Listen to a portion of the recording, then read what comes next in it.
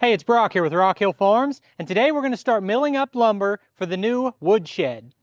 And we're making that woodshed, we're building it out of these giant railroad beams that I have separated into pieces. Now we're going to cut them into lumber on the sawmill.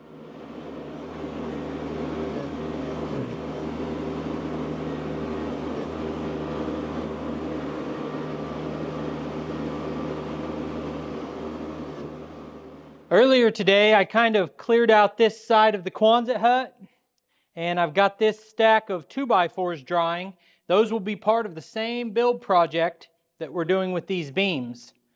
The first thing I need to do is cut some stickers to go on here to be that next layer. I'm doing 4-foot lumber stacks so that I can carry the stack with a set of 48-inch pallet forks.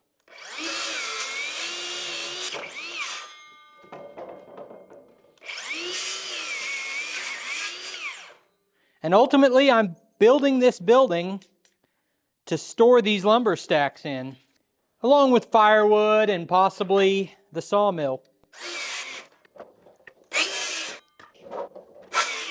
Our next consideration is the length of these beams. The mill can only cut 16-foot material, and I think I want the front of the building to be 10 foot and the back to be 8 foot. So 10-foot building, let's say 3 foot in the ground. Is that how far you guys would sink it? 3 foot? That would be 13, but let's just cut them to 14. We can always cut the tops off. I don't know if this has a good side and a bad side. There's 12 at 144. Add 24 to that, so 168 would be 14 foot, which is right here by that bad spot. There's rough spots in it everywhere, but that's all right. Some of these still have some chunks of metal in them. I don't see any in this one. So we're gonna cut it right at this bad spot.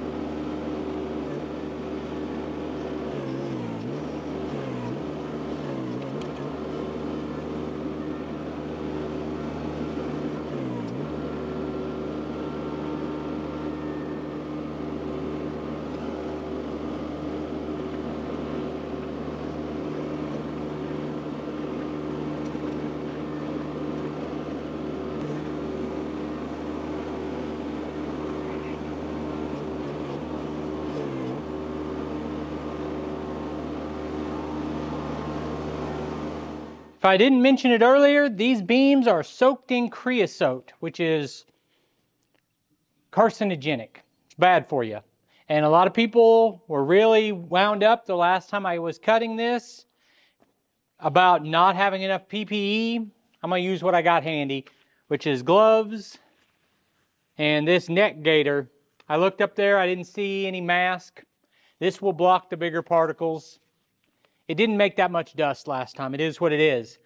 And this is pine sol, which somehow through Googling and talking to people, I decided to try pine sol to kind of cut the creosote so it doesn't gum up the blades, and it worked pretty well.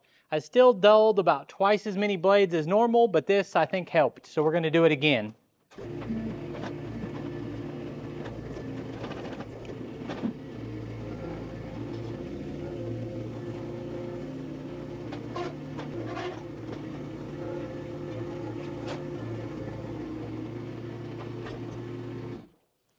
So this measures 10.5 wide. So we cut that in half, we'll get 5 1/4. And it is 17 tall. So if we cut that into thirds, that's like 5 2/3 of an inch.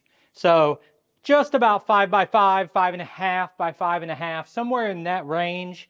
They don't have to be exactly any dimension. I'm building it myself. It's a rough building. It would be nice if they're all the same. So we're going to cut it in half. Then we'll take the 2 halves and cut that into 3 pieces each. This is a stick up. Give me all your creosote beams.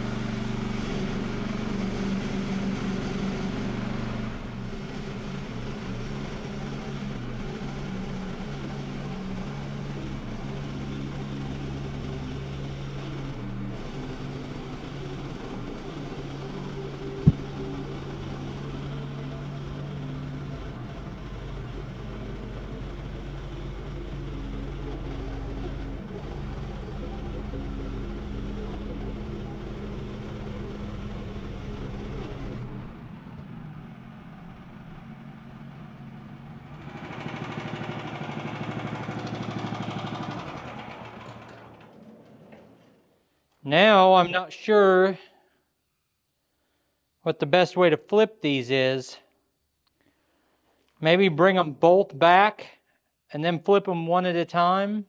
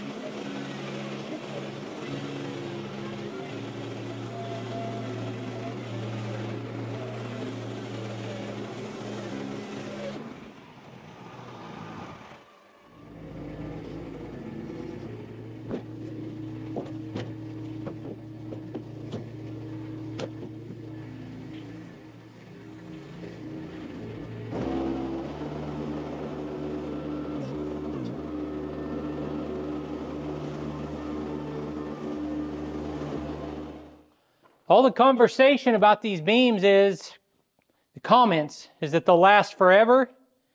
I think the creosote was only on the outside, and then they had holes through them. Those holes were letting water into the center, and some of these have rotted from the center. So 3 of these are good, and 3 of them have a bad spot in the middle that makes them unusable. So this right here is rotten, this is rotten, and that spot over there on the last one is rotten. Now in between, this has rot that only goes about 1 inch deep. I might clean that one out and make sure. But you can see all these ants are taking over. Once the rain started getting inside of this, it's pretty much shot. The first 4 feet of all of them are good. The last 6 feet of all of them are good. This middle spot makes these 2 and that one unusable in their full length. I could still cut them down and use the ends. Now these beams, these 2 have nothing wrong with them. This one right here has those holes where the spikes went through and a little bit of rot right here, but I think that one is still perfectly fine. Even with the worst spot of it, you're going to have 4 inches by 5 inches that's good. I can't go to the first step of the build until I have 6 good beams, so I've got to get another one of these full beams and cut it up.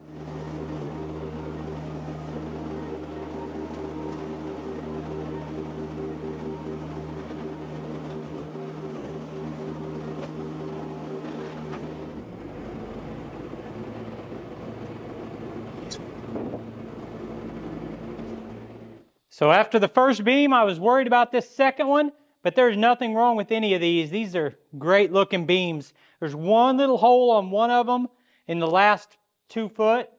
So we'll use that as one of the back ones where we can cut a couple feet off. Those are great looking beams. Excited to be making progress. Now I get to start building. I appreciate you taking time to watch this video. Put links on the screen to a couple more of our videos, and I'll see you next time.